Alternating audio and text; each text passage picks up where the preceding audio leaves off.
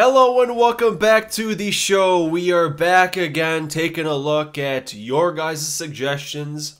We have 30 albums, which I think I'm going to keep it at 30 because that's a good number. You know, when you're approaching like 40 albums, it gets a little tough to try to manage all that. So I think 30 is going to be my limit going forward on these. Just to keep it simpler and so it doesn't take 4 years to do. Never mind that. That's, you don't have to worry about that. So yeah, as usual, as these go, keep in mind that just because your album might be in last or third to last, nothing against you, just, maybe some of these just aren't my style, and my battery's already half dead. That's fantastic. I don't have much else to say, besides, let's get to it. And best of luck, everyone.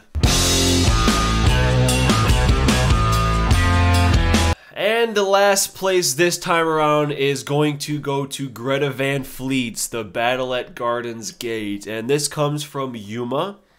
A rather new album, but already one of my favorites. Really wonder how you'll rank it. Could imagine you loving or hating it. Congrats on 8 and all the best from Switzerland. Okay. So at least you knew I might hate this album. And to be fair, yeah, man, let me tell you, I have pretty strong feelings on Greta Van Fleet. I think they're a load of bullshit.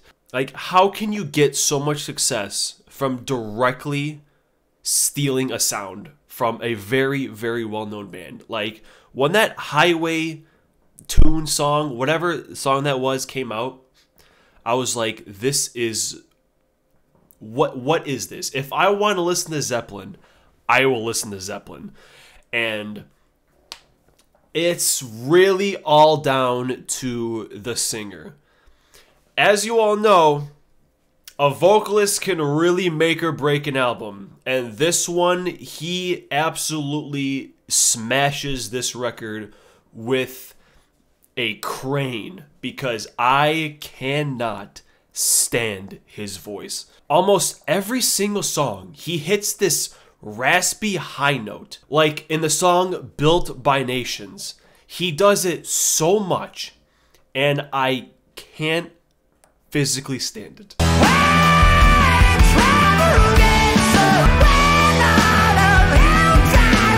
And even instrumentally, there's really nothing here to gravitate towards. Caraval was the first track that I totally didn't despise, so that's something, I suppose. And then you have the last track, which is just trying to be Freebird. Yeah, I as soon as you put this album, I was like, ooh, that's probably gonna be very low. And I wanted to give him a chance. I wanted to hear a full album and not just go off one song. And now that I've heard it, I can rest assured knowing that I do indeed hate this band.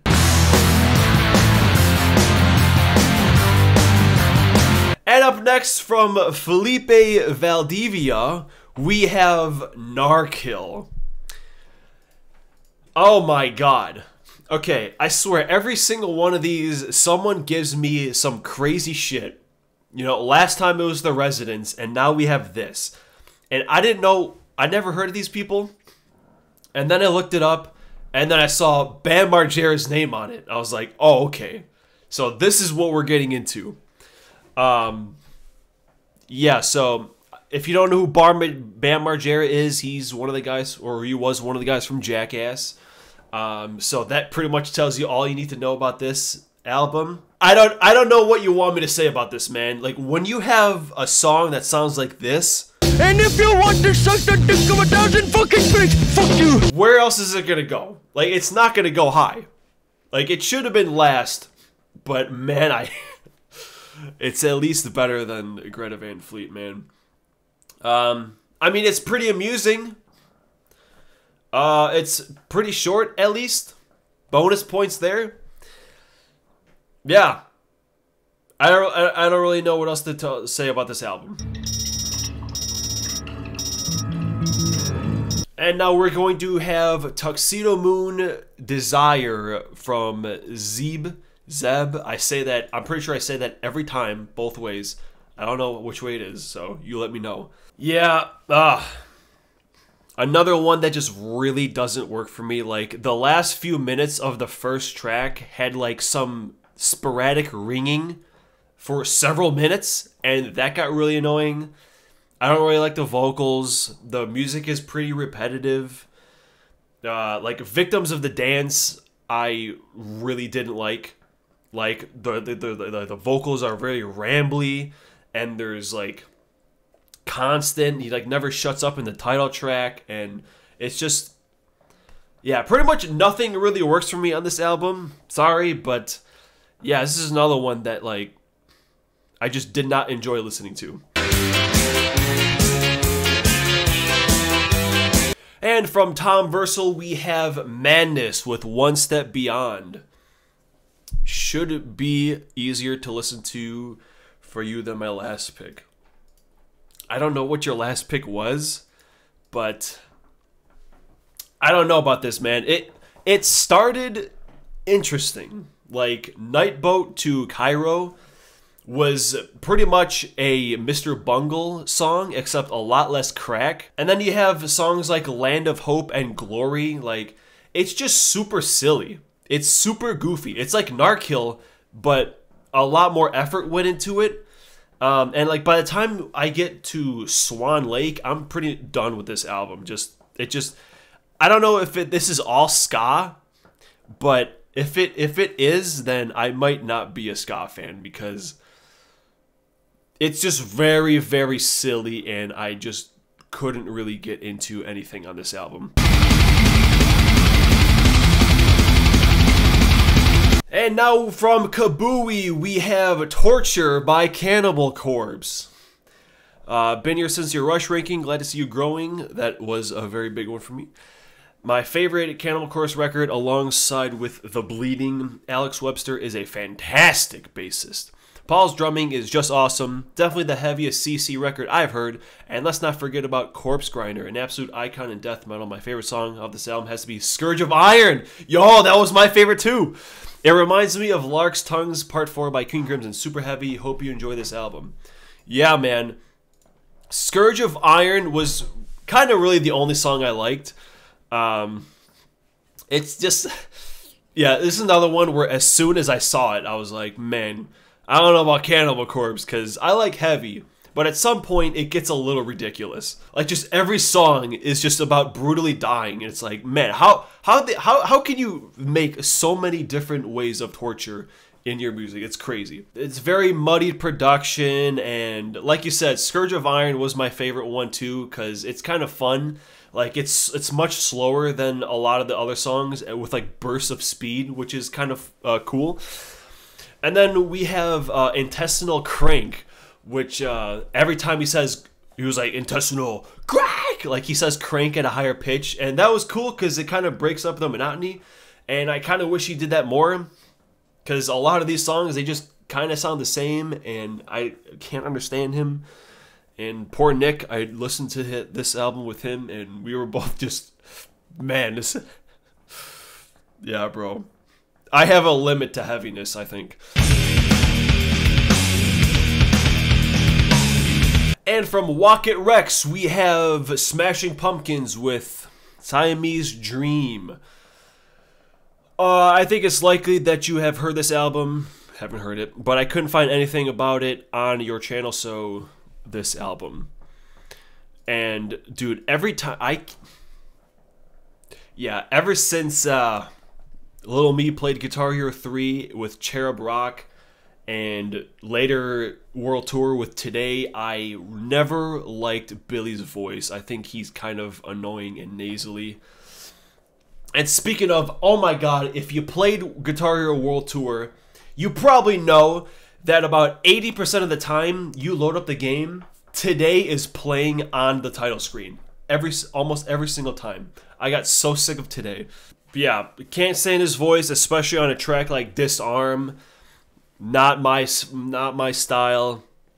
Greek USA though, that one was pretty alright.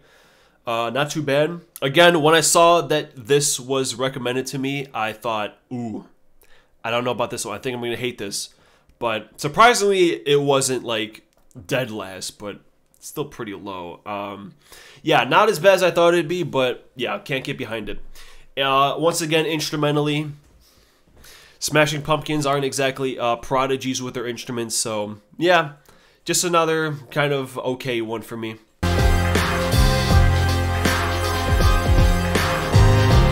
Alright, and from... dude, I'm not even gonna try. Archive Controlling Crowds, parts 1, 2, 3. I kind of wish I just let you give me Opeth instead, but, you know, we'll get to Opeth soon enough, as soon as they decide to exist again. Yeah, it's, this is certainly different. It's kind of neat until we get to Quiet Time, and they start rapping, and I'm like, no thank you. And then he comes back in Bastardized Ink, and I absolutely hate it. Collapse Collide is one of the few moments that picked it up a little for me, at least, because like for the vast majority, it's pretty subtle and clean. Like I saw, there's a lot of people in this group, and for that many people, I think there isn't a whole lot going on. And also, it's, oh my god, it's way too long. An hour 18 minutes, it really demands that there's a lot of variety on it, or at least really hold your attention, and I don't think this one does it quite as much. We have a couple really long albums this time around, and I don't think any of them really needed to be that long. And from Sean Taylor, we have Fate's Warning, A Pleasant Shade of Grey, coming in last minute because I needed to hit a crisp 30, so last one to the mix, and unfortunately we're still in this territory of I don't think I want to hear this again, really. But like it was okay. Like not until, oh yeah, every song is just called track whatever or part whatever, so I don't think until halfway through part 4 where something really starts happening. It starts out very slow. No parts really stand out. And even when it gets to a section that I kind of do like, it's only one part of a track. So really none of these parts really stand out. I've heard of this band. Maybe this is just another case of like a good band, but maybe the wrong album to start with. And from Rexton, we have Pearl Jam's Yield. I'm the guy who recommended you Frank Zappa last time. I recommend this time around. I know you said to recommend 10, but seriously, this album blows 10 out of the water. One of my favorite albums of all time. Every track is perfect. Hope you enjoyed it better than Vitology. I don't know if I like this more than Vitology, because I think that one at least had like 2 songs that I kind of liked on here. And this one does too. Or maybe it was just the first song, Brain of Jay. That was probably my favorite song on here. A lot of this kind of just ranges from very okay to not super good. Like Pilate through Red Bar, I think I didn't like anything in those. They're just kind of all over the place. In Hiding is alright. The last 2 tracks I don't like either. So there's like at least half this album where I'm just like, no thank you. But then the other half is like decent versus okay. But yeah, I think it's a pretty far away from 10. But, you know, I'm also not a Pearl Jam fan. The only albums I've heard are the ones you guys give me.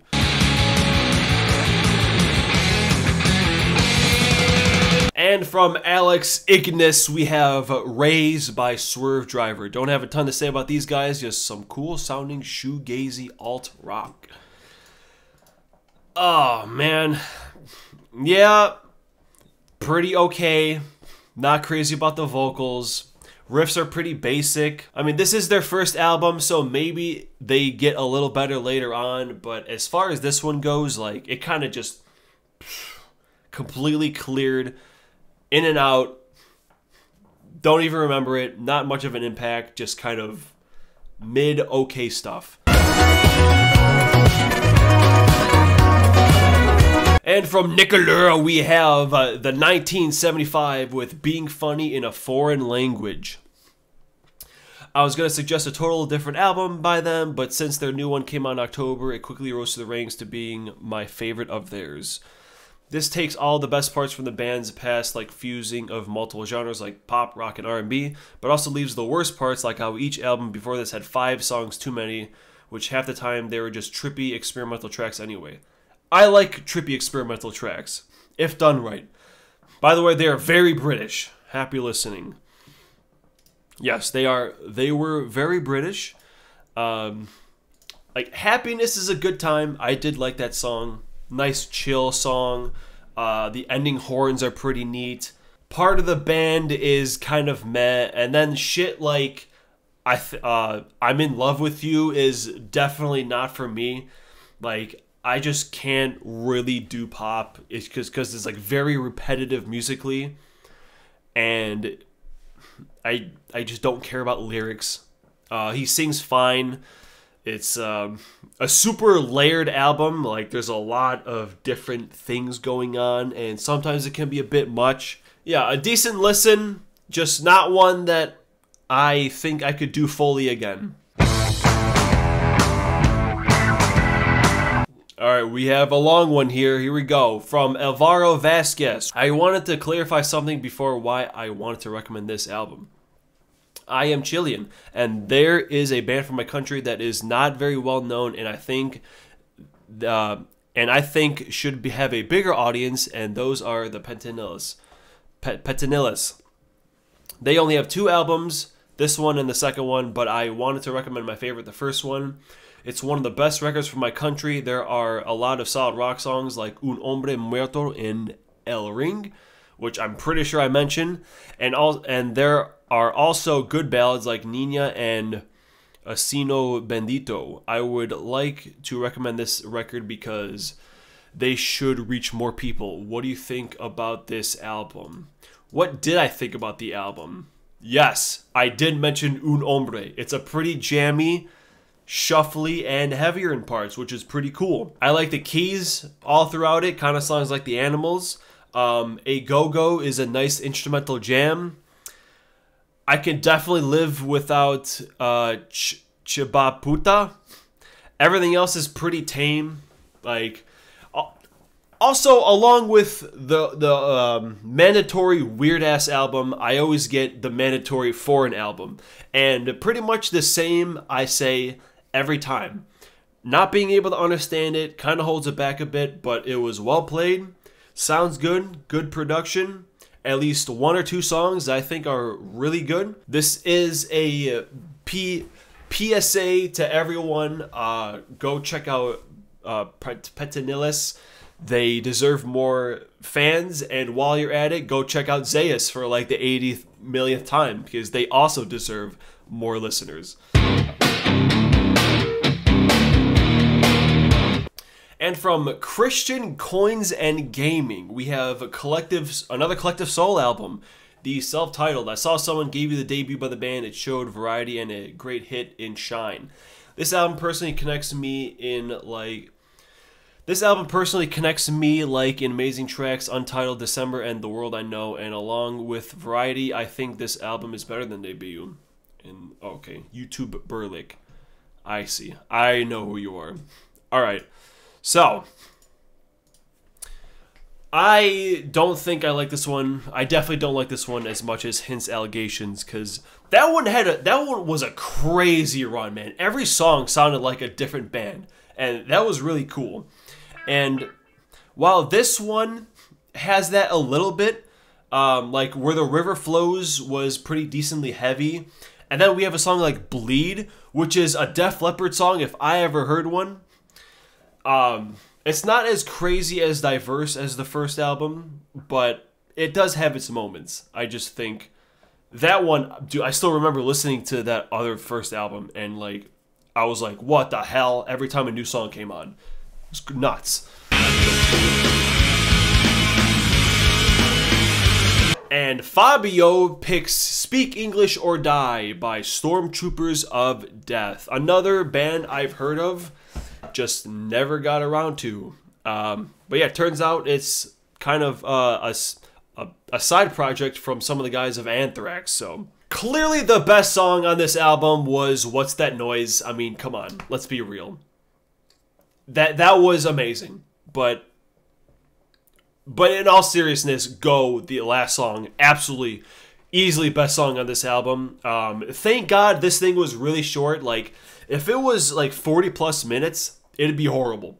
But the fact that it's like 29 minutes, that's very doable. Yeah, half Anthrax, but it's a lot more extreme than Anthrax, or at least a lot more extreme than the album I listened to for this video. It's goofy, it's fun, brutal shit that goes by really quick. And then we have tracks like Kill Yourself and Premenstrual Princess Blues. That's just pretty much memecore. And that's exactly why this album really can't be any higher on this list, because it's basically Gnarkill, but done way better. And it's not a total meme, it's a little bit of meme. And from Cockadoodle Planet, we have another King Gizzard and the Lizard Wizard, this time with Nonagon Infinity. Their best record, in my opinion, and a good place to start. Well, I started with... I forgot what the other album was called, but... also, seriously, you should do a ranking of these guys before there are too many to do a video on them. To be honest, I think it's kind of already past that point, because...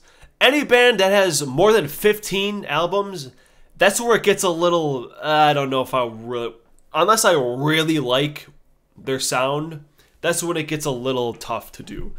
Also, why didn't you tell me that this was a never-ending album? I didn't even know that until I was looking up the artwork for like the title cards, and someone mentioned like, yeah, this the last song goes into the first song. Because I thought, wow, this starts really abruptly and ends really abruptly. So it's supposed to loop forever, which that's a cool fun fact. But yeah, very sweet transitions. Like, I thought the first song was just like 12 minutes long. Turns out I was in the third song already. So yeah, it stays moving pretty much the whole time.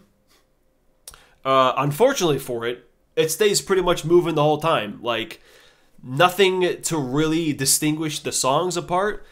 All the songs had the same hokey production. I probably was done on purpose, but yeah, there's no low moments.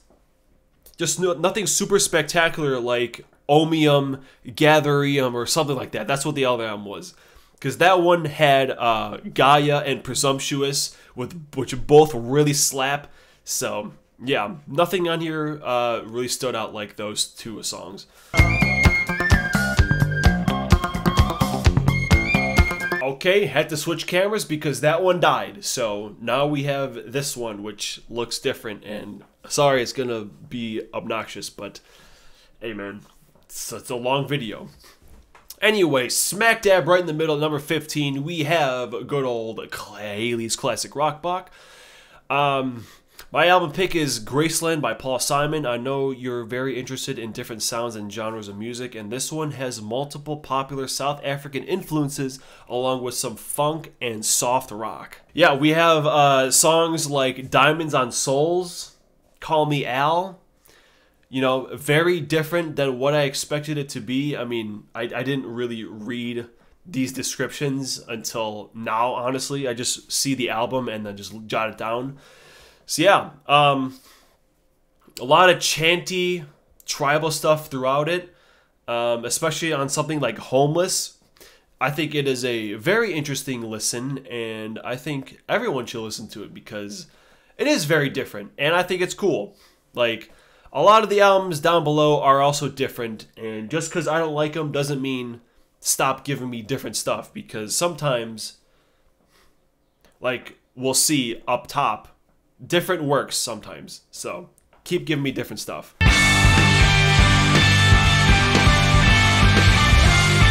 And from the homie Josh, we have Elder with Innate Passage. The band is a stoner rock doom band from Berlin, Germany. This album and their last couple add prog to the mix. This album is awesome. A lot of great instrumentation and awesome jamming. I think you'll love it. Well, I didn't really love it, but it was pretty good. Not fully into it because, like, by the time the last track comes on, I'm just kind of ready for it to be over. But, you know, it's solid. There's a slight part in Merged in Dreams that picks up, and it's great. More decent stuff, vocally, whatever, but instrumentally, it's pretty decent. Actually kind of reminds me of the Swervedriver album, but I think this one is just much more noticeable.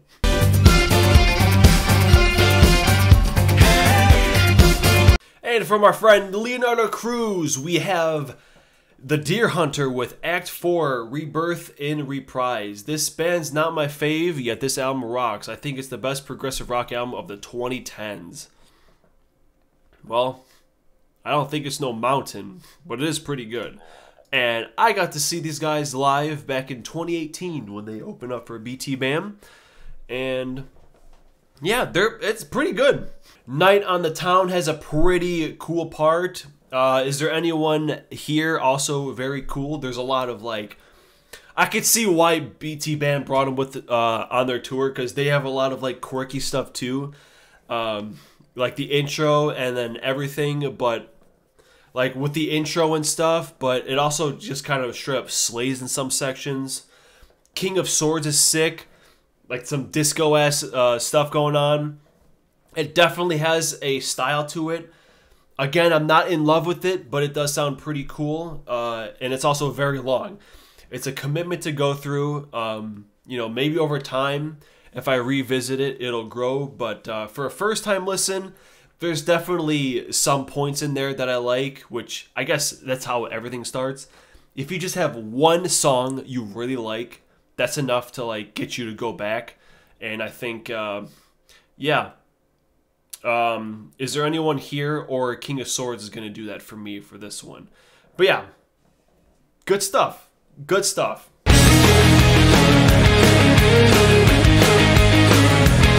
From AMJ, we have Jimmy Eat Worlds, Futures. Fingers crossed you like one of my albums this time. I don't know what you gave me before, but I'm assuming it was low. But yeah, Jimmy Eat World. I mean, they have Bleed American, which I heard many years ago, and then this one came after, so pretty solid. Honestly, I liked it a lot more than I thought I would, because, like, Just Tonight I really like. It's a bit heavier. Polaris sounds vaguely familiar. I feel like I've heard that before, but I'm not sure where. And then Nothing Wrong is solid too. I just really like the heavier ones. And these guys actually kind of remind me a lot of Rise Against, where I never listen to them, but, like, when they're on and I stumble upon them somehow, it's a good time. Like, I enjoy it. They sound good. I don't know, just never really gravitate towards this style. But maybe I should.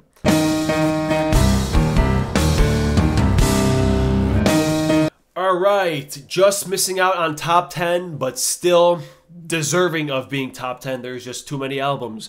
George the Greek Fan with Mockroot by Tigran Hamasyan. Fucking, I'm so bad, man.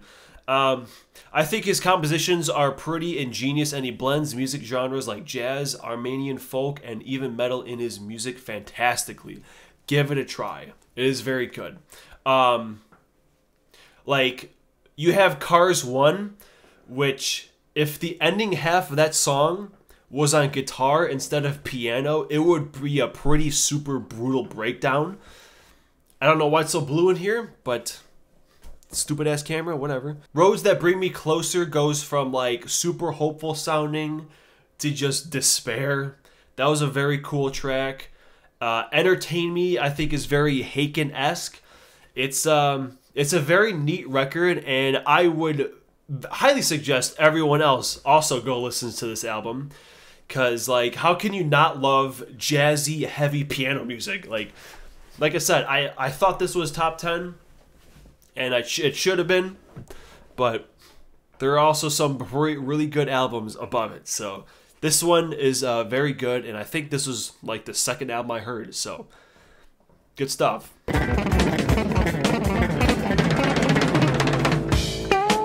And from jazzy, piano, heavy stuff, right into slappy bass, jazzy bass stuff with School Days by Stanley Clarke from Android Wutan. Interesting way of spelling that. Yeah, man, bass players out there, go listen to this album because the whole thing is just full of crazy-ass bass action. Well put together.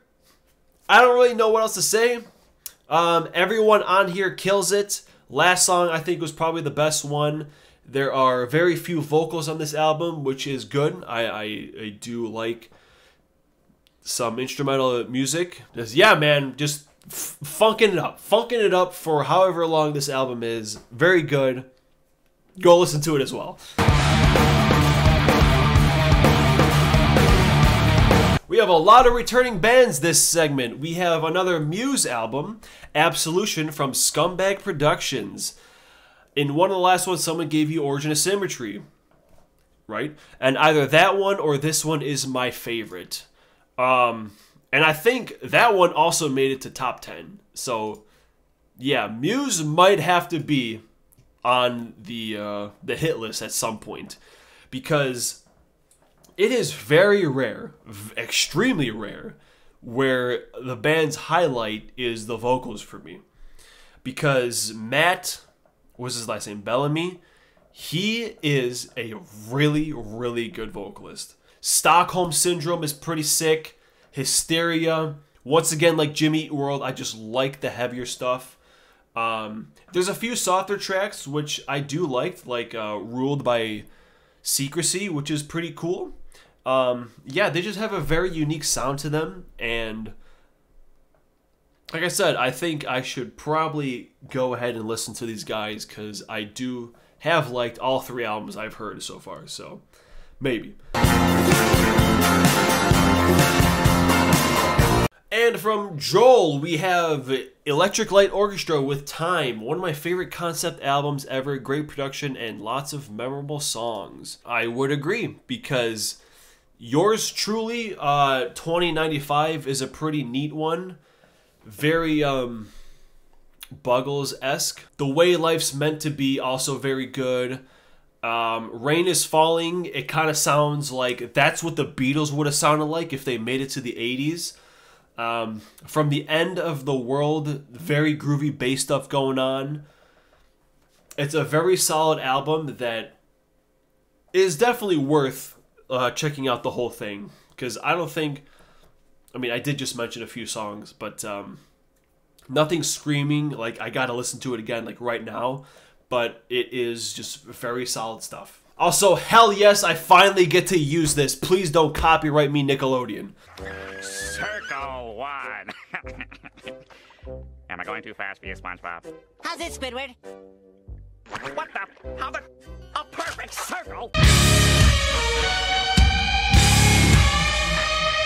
From Young Nasty Men, we have A Perfect Circle, Noms. This album was a real sleeper for me at first. I listened to it and wasn't too impressed with it, but then I just put it on randomly and was blown away by it. Well, I was pretty blown away by it the first time I heard it, so maybe if I put it on a second time, it would be even better. There's only a couple songs I didn't really get into, like Thinking of You and Over. I think those are kind of whack, but overall, pretty solid album with songs like Brinya, that has some cool ass riffs, Orestes, Judas Nice and Heavy, Magdalena, also very good. Yeah, I don't know what else to say, just a really solid album, which is going to be all of these. From Oswald Cinema, we have 10 by Pearl Jam. I have not done 10 by Pearl Jam. This record has, like, all hits, so it flows very well for a debut. I asked and I have received. See, what I say? What I say last time with Vitology? If you just gave me 10, it probably would have been very high. And here we are, sitting at number 6. Because, yeah, I knew I was going to like it. Because, I mean, you have all the songs, right? Even Flow, Jeremy, Alive, and Black. Enough said. Enough said. But then there's a song like Porch, which also goes very hard. And yeah, to be honest, the album version of Even Flow can just get the hell out of here, because the greatest hits version, I've been wondering where the hell that one is from, because the drumming is so much crazier on this greatest hits version, because this is the only version I've ever had. And when I heard this album version, I was like, why is the drumming so boring on this one? What happened? So yeah, greatest hits version all the way. But yeah, the other songs are okay, which is kind of why I hesitate listening to all of Pearl Jam, because I think they're all going to be kind of okay from like everything I've heard so far already. But yeah, those 3 or 4 songs, 5 songs on here, good enough to make it to number 7.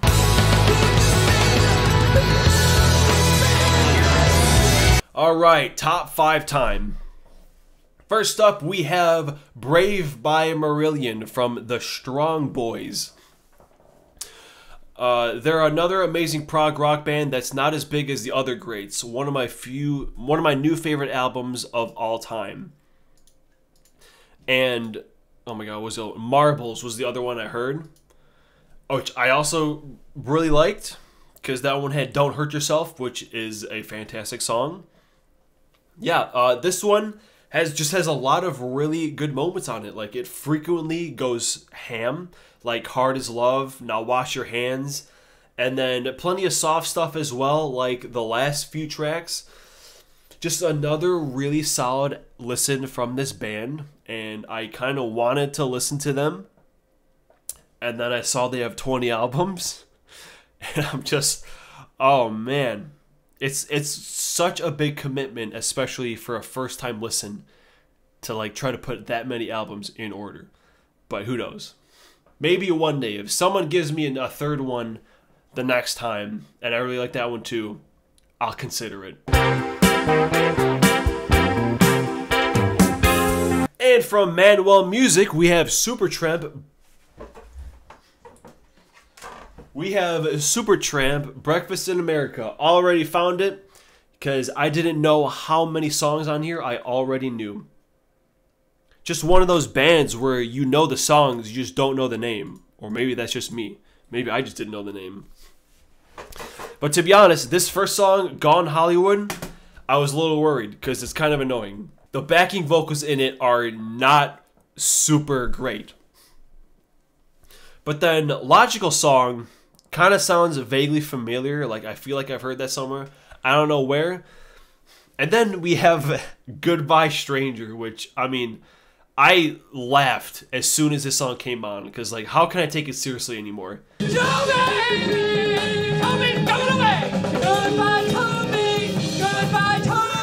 Please don't copyright me, Peacock. Jeez, I'm just trying to make a joke. Yeah, Take the Long Way Home is another song where I'm like, wow, I know this song. What the hell is going on? Yeah, most of the songs are pretty solid.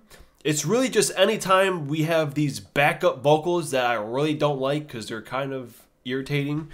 But yeah, very, very good album. And from Head of Bucket, we have Master Boot Record, Interrupt Request. The proper spelling is in all caps. Wow, look at you go, number 3. You said one day you'll crack the top 10. Well, here you go. You cracked the top 3. And yeah, this one, what I mentioned earlier when I said, don't be afraid to, don't stop giving me different things. Because I feel like this one, very electronic stuff. I'm assuming the rest of you aren't gonna know what the hell this is.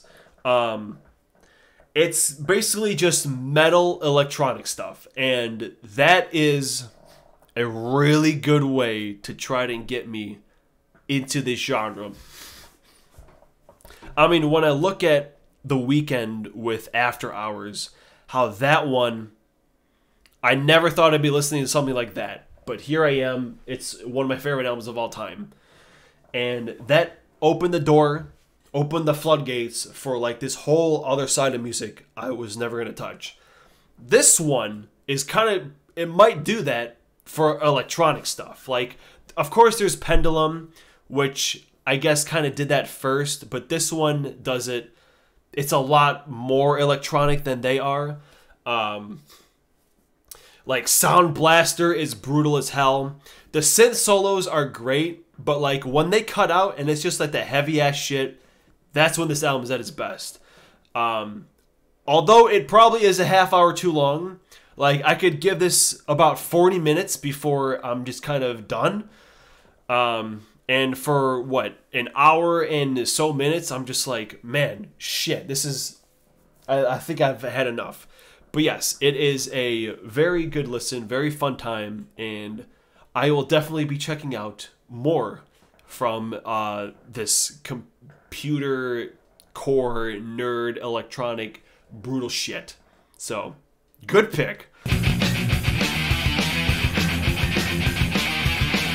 But our silver medal is going to go to Tristo with Among the Living by Anthrax. And to be honest, I don't know why I let you give me this one, because I made Mr. the name I can't pronounce. He picked Opeth Harvest, but I wanted to change it because I'm gonna do Opeth. But I'm also gonna do Anthrax. It's happening.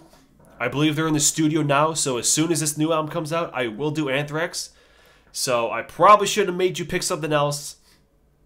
I don't know why I didn't. But here we are anyway. This is the first album I listened to for this, and it was at peak for a long time. Because, yeah, just NFL, pretty solid. Skeleton in the Closet, instrumentally, it's a very wild, especially the solo section. Bass is really killing in that song. Indians, of course, is awesome. One World, the main riff is great. Horror of It All. And then we get to, I think the last song, I can't tell, Imitation of Life. I can't tell if it's the worst song on here or the best one. I'm not sure. Very interesting song that is. All the shouting backups I'm not super crazy on. But it's just good old thrash, man. Good old thrash that I'm pretty excited to check them out again whenever this thing comes out next year. So definitely be on the lookout for that whenever it comes out. And with that, we get into our fourth winner of this series I am doing. And this is where I'm put in a very difficult spot.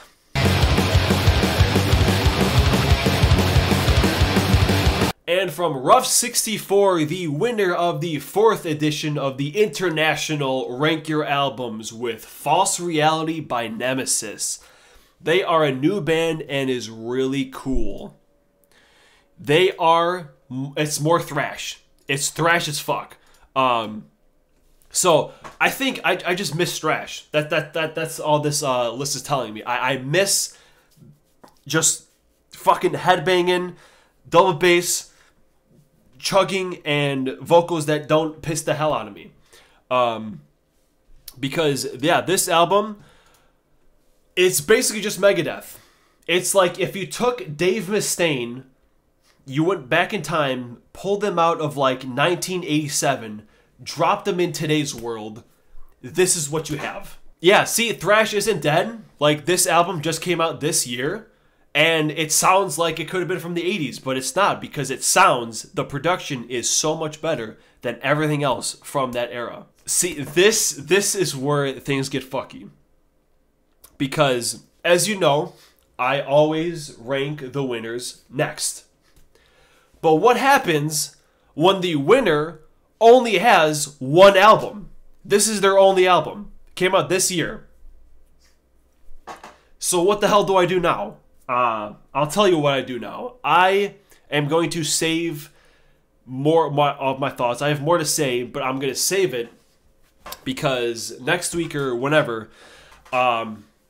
since I can't rank them, I might as well try to rank the songs themselves. And I'm just going to have a whole video dedicated to this thing. I will rank the songs. I will review every one of them, and at the end, I'm gonna have my like a little reaction segment of my second time listening to it, Because obviously I can't get my first, but that's all the things I can think of to do with a one album discography. So, congrats, Rough 64. I will let you know very soon about what I think of this album even more. And everyone, go listen to this shit. And also, I have a suggestion as well. I should have mentioned this earlier, but damn it, I have to give an album every time too. And speaking of bands that are keeping metal alive today, newer acts, you guys need to check out this band called Chemist, alright? They have an EP from 2020 called Doomed Heavy Metal. It's half of it is live tracks. There's a cover of Rainbow in the Dark. But there's one song called A Conversation with Death, which is bar none my favorite song from these guys. It's also their most played song, which obviously that song is so fucking good, I swear. Go check out Chemist. They're definitely a band worth checking out. And go check out Nemesis if you like thrash. Own the album. It's very new, 40 minutes long. Go listen to this shit. Because yeah, it's very good. Good enough to reign atop these other 29 albums. And yeah, that's gonna do it.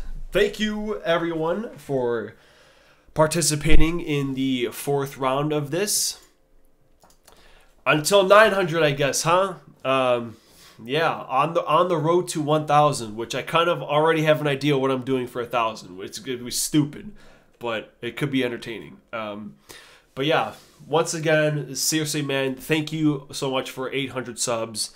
It's been a couple of years now doing this, and I'm still trying to go strong.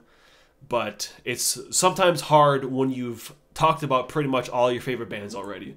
So that's why I've been trying to like go back and redoing some of the bands, which I've had their albums here for so long. I'm just super lazy. Sorry, but we'll get to them as soon as I'm done with this Nemesis video,